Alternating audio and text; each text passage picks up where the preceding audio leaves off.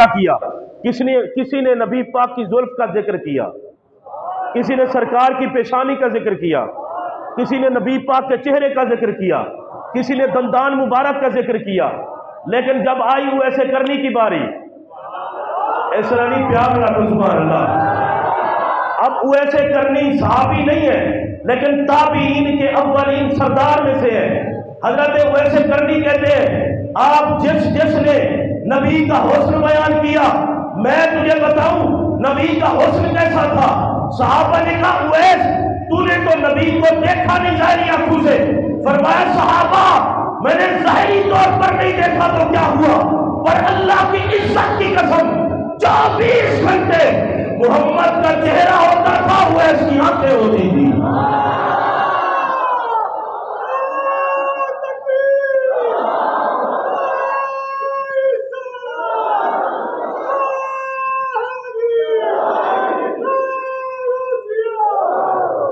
اور حسن ایسا بیان کیا کہ صحابہ نے کہا واہ ویسے کرنی تیری عظمت کے صدقے جائیں۔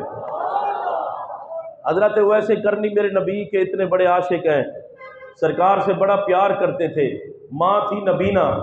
اور میں آپ کو بتاؤں مسلم شریف کی حدیث ہے، صحیح مسلم کی، میرے پاک نبی نے صحابہ سے پہلے فرمایا صحابہ ایک شخص ہے جو اہل یمن میں سے ہے، نام اس کا اویس ہے، نام اس کا اویس ہے، پیار بڑا کرتا ہے مجھ سے۔ فرمایا صحابہ جب تم اس سے ملو تو اس سے کہنا میری امت کے لیے دعا کر دے۔ حضرت ویسے کرنی رضی اللہ تعالیٰ عنہ اتنا بڑا بندہ ہے، اتنا بڑا بندہ ہے، حضرت ویسے کرنی کے لیے میرے آقا کہہ رہے ہیں ویسے کرنی بڑی شان والا ہے۔ یہاں تو کوئی پیر صاحب کہہ دے نا بندہ بڑا اچھا ہے تو لوگ اس کی حیا کرتے ہیں، تو جس کا ذکر خود نبی کرے اور وہ بھی صحابہ کے مجمع میں، میرے پاک نبی صلی اللہ علیہ وسلم کے غلاموں، جناب ویسے کرنی اپنی ماں سے اجازت لیتے ہیں، ماں نے اجازت دی، فرمایا 8 پہر کی اجازت ہے، چلے جاؤ واپس آ جانا، اتنا ٹائم ہے، اس سے زیادہ ٹائم نہیں لگانا۔ جناب ویسے کرنی تڑپتے ہوئے دیدار مصطفیٰ کے لیے مدینہ المنورہ میں پہنچے۔ یہاں جب پہنچے پوچھا تو کہا مصطفیٰ کریم مدینے سے باہر تشریف لے گئے۔ آپ تڑپ کے بولے میں تو آیا تھا دیدار کے لیے پر میرا ٹائم اتنا ہے، ٹائم میرے پاس زیادہ نہیں ہے۔ واپس آ گئے۔ جب میرے پاک نبی صلی اللہ علیہ وآلہ وسلم مدینہ الرسول میں واپس تشریف لاتے ہیں، پوچھا عائشہ کوئی بندہ آیا تھا؟ آج کی یا رسول اللہ آیا تھا بڑا آپ کا عاشق۔ اور ویسے کرنی کی عظمت کے بارے میں کوئی کیسے کوئی بات کرے، ویسے کرنی وہ شان والا بندہ ہے۔ میرے نبی کا وصال ہونے لگا، فرمایا صحابہ میری وصیت ہے حضور فرما دیں، فرمایا یہ میرا جبہ ہے اسے لے جانا اور ویسے کرنی کو دے دینا۔ کتنا خوش قسمت ہے ویسے کرنی، یہ میرا جبہ ہے ویسے کرنی کے پاس لے جانا، حضور اور بھی کچھ کرنا ہے، فرمایا جبہ بھی دینا اور ویسے کرنی سے کہنا اویس مصطفیٰ کریم کی امت کے لیے بخشش کی دعا بھی کر دے۔ یار مجھے بتائے نبی پاک نے دعا کر دی ہے، یہ کوئی کم ہے؟ صحابہ نے دعا کر دی ہے، یہ کوئی کم ہے؟ اس کا مطلب یہ ہے کبھی کبھی چھوٹوں سے بھی کہا جاتا ہے کہ دعا کر دو۔ بھائی مدینے کے تاجدار نے ساری زندگی دعا کی اپنی امت کے لیے، لیکن یہ کیوں کہا کہ اویس کہنا؟ فرمایا زمانے کو پتہ چل جائے اویس نے اگرچہ مجھے ظاہری طور پر نہیں دیکھا پر اویس جیسا عاشق دنیا میں آئے ہی کوئی نہیں۔ فرمایا یہ جبہ لے جانا، جبہ لے جانا اور جا کے ویسے کرنی سے کہنا یہ پہن لے اور دعا کرے۔ حضرت ویسے کرنی سے صحابہ کرام جبہ لے کر جب ان کے پاس گئے، میرے پاک نبی کے وصال کے بعد صدیق اکبر کے دور میں تلاش کیا گیا، ویسے کرنی نہ مل سکے، فاروق اعظم کے دور میں کیا گیا، آخری آپ کے دور میں آخری دنوں میں ویسے کرنی سے ملاقات ہوئی۔